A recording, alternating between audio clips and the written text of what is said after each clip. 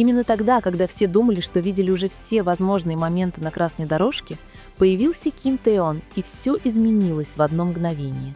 Свет, казалось, следовал за ним. Толпа замолчала. И даже фотографы на секунду забыли, как дышать. То, как он шел, как держал себя, это была не просто уверенность, это было чистое величие. Каждый его шаг выглядел как сцена из кинематографического шедевра. Мир видел бесчисленное количество звезд на красных дорожках, но никто и никогда не привлекал к себе внимания так, как он. К концу вечера все были согласны. Тэ-он не просто посетил мероприятие, он им завладел. Вспышки сотен камер озаряли ночное небо слепящими белыми лучами. Но почему-то ни одна из них не могла по-настоящему уловить суть происходящего. Когда тяжелые двери зала открылись, над толпой повисла тишина. И тут, сквозь золотистый свет и эхом отдающийся гул восторга, появился Ким Тэ-он, одетый в безупречно сшитый бархатный костюм, который мерцал при каждом его едва уловимом движении. Он не просто шел, он скользил. Ткань ловила свет, словно жидкая полночь. Все его присутствие излучало легкое сочетание элегантности и загадочности. Каждая деталь – серебряные запонки, мягко растрепанные волосы, тихое самообладание в глазах – превратила красную дорожку в нечто большее, чем просто показ знаменитостей. Она стала королевским подиумом, а Тэ был ее краем. Люди, стоявшие рядом, шептались в неверии. Репортеры застыли посреди сразу, их микрофоны повисли в воздухе. Даже фотографы-ветераны, те, кто десятилетиями снимал мировых икон, на долю секунды опустили свои камеры, чтобы просто насладиться этим зрелищем.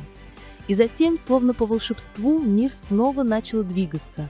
Вспышки прорвались наружу, фанаты закричали, и звук его имени «Тэ!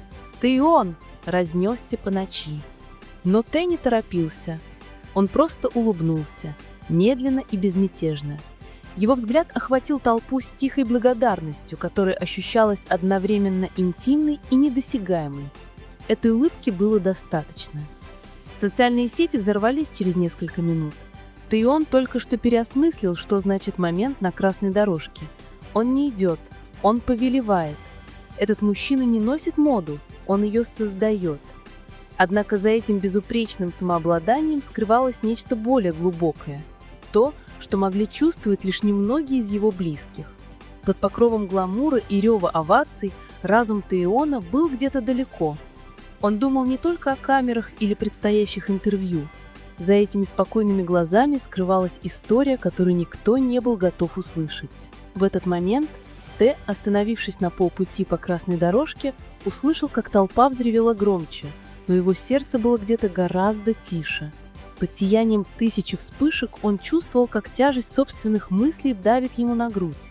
Он снова улыбнулся. Та идеальная, безмятежная линия, которую так хорошо знали фанаты. И все же за ней таился вихрь эмоций, который он не мог назвать. Каждый возглас, каждый призыв его имени ощущался одновременно утешительным и тяжелым. Он был благодарен, бесконечно благодарен, но что-то в этом вечере было не так. Стилист, стоявший на несколько метрах, на мгновение поймал его взгляд и едва заметно кивнул, успокаивая. Тэ кивнул в ответ, тихо выдохнув. Этот жест означал «я в порядке», даже если он не был в этом полностью уверен.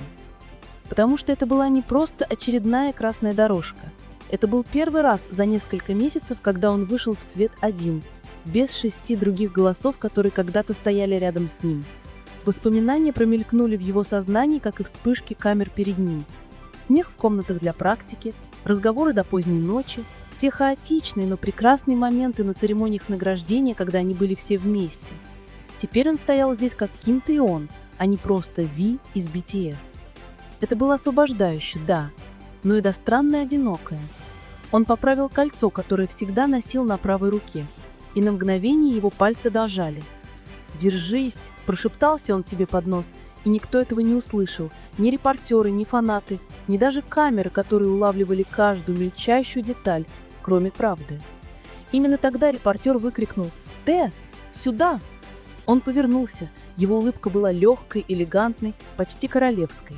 Толпа взревела снова, но теперь в его глазах было нечто, рассказывающее более глубокую историю. Он улыбался не только для камер. Он улыбался для людей, которые все еще верили, для фанатов, которые ждали, для друзей, которые все еще болели за него издалека. и, возможно, для одного человека в частности, того, кто раньше стоял рядом с ним в подобные вечера. И когда он подошел к концу красной дорожки, его застал врасплох тихий момент. Слабый отголосок знакомого смеха донесся откуда-то из-за толпы. Его сердце пропустило удар. Он слегка повернулся, сканируя лица, неуверенным, было ли это реальностью или просто воспоминанием. Мир видел звезду в ее лучший час, но внутри Тэйон чувствовал призрака прошлого, который отказывался угаснуть. На мгновение все вокруг него расплылось. Камеры, толпа, даже мягкий шорох лоскутных платьев, скользящих по ковру. Все, что Тэйон мог услышать, это был этот смех.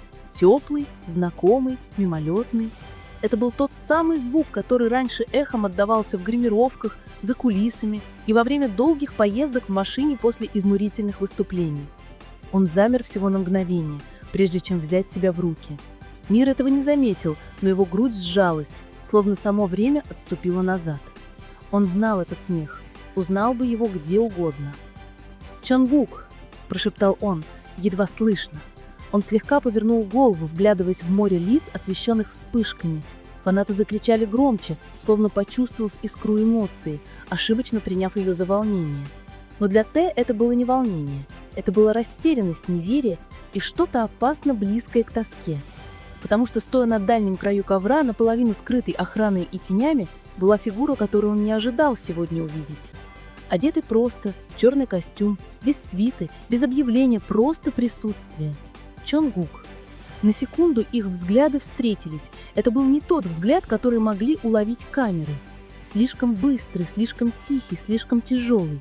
Тихий шторм между двумя людьми, которые когда-то делили один и тот же мир, одни и те же дремы и одну и ту же сцену. В эту долю секунды шум вокруг них исчез. У Тэйона перехватило дыхание. Чонгук не улыбнулся, не полностью, но едва заметный изгиб его губ, то, как смягчились его глаза, сказали все, что не могли сказать слова. Толпа не поняла, что произошло. Фанаты кричали громче, репортеры продолжали выкрикивать вопросы, вспышки не прекращались, но никто из них этого не замечал. Словно время остановилось во второй раз за этот вечер. Чонгук кивнул один раз, едва заметно, почти неощутимо, и исчез обратно в хаос охраны и света. Тэйон моргнул. Его сердце бешено колотилось. Было ли это реальностью, или его разум сотворил это из моментов, эмоций и ответов? Он снова повернулся к камерам, заставляя свое самообладание вернуться на место. Но теперь его улыбка дрогнула по краям. Мир видел грацию и уверенность, но внутри мысли Тэйона закружили по спирали. Почему он здесь? Почему именно сегодня? И когда он вошел в величественный зал подальше от красной дорожки и в ослепительные интерьеры мероприятия, его телефон завибрировал. Единственное уведомление на экране заставило его затаить дыхание. От Джей Кей: «Ты опять выглядишь, как ты сам сегодня вечером». Его руки замерли. Шум гала-концерта стих в ништоту. Впервые за вечер самообладание Тэйона пошатнулось, но не от давления славы, а от простого мысообщения, которое несло на себе тяжесть лет. В тот момент, когда Тэйон прочитал сообщение Джей Кей, атмосфера вокруг него изменилась. Это было не просто сюрприз. Это был всплеск эмоций, который он слишком долго подавлял. Его пальцы зависли над экраном, не зная, отвечать или притвориться, что он этого не видел. Но глубину внутри он знал, что не сможет этого игнорировать, не в этот раз. Он ускользнул от шума гала-концерта, мимо огромных люстр, рэхом отдающегося смеха знаменитостей и бесконечного окена вспышек камер. Ему нужна была секунда, вдох, место, где он мог быть Ким Тэйоном, а не Ви, не образом, который создал мир, а просто самим собой. Коридор за кулисами был тускло освещен, воздух был тяжелым от слабого запаха духов и сценического света. Его шаги мягко отдавались эхом, когда он прислонился к стене, телефон в руке, вновь перечитывая сообщение. «Ты опять выглядишь, как ты сам сегодня вечером». Он напечатал ответ, затем стер его, напечатал снова. Наконец он отправил всего 2 слова «Ты видел». Прошли секунды. Затем его телефон снова завибрировал. От Джей Кей: «Я не планировал, просто оказался там». От Джей Кей: «Ты выглядел счастливым». Губы Тэйона приоткрылись, но слова не вышли. Он не был уверен, что чувствовать. Утешение, грусть, ностальгию. Прошли месяцы с тех пор, как они разговаривали напрямую. Молчание между ними родилось не из-за гнева, а из тяжести перемен. Того, как слава, расстояние и время искажают даже самые крепкие узы. Прежде чем он успел ответить, по коридору раздался тихий голос. «Хён!» Тэон обернулся, вздрогнув. Чонгук стоял там. На этот раз не воспоминание, не обман толпы. Перед ним настоящий и тихо неуверенный был человек, по которому он скучал больше, чем когда-то признавал. Выражение лица Чонгука было нечитаемым, смесь тепла, нерешительности и чего-то похожее на извинение. «Ты не должен был меня видеть», — тихо сказал Чонгук, засунув руки в карманы. «Я не хотел усложнять». Тэон слабо рассмеялся. Этот звук больше походил на выдох. Слишком поздно для этого. На мгновение оба замолчали. Расстояние между ними было небольшим, но оно казалось бесконечным, наполненным воспоминаниями, невысказанными сожалениями и вопросами, которые ни один из них не знал, как задать.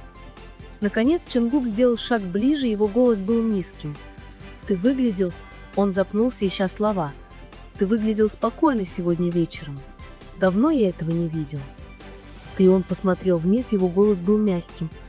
«Может быть, потому что я чувствовал, что ты был там?» Чонгук слабо улыбнулся. «Я был». Снова тишина, но теперь она не была неловкой. Она была теплой. Такого рода тишина существует только между людьми, которые когда-то понимали друг друга слишком глубоко.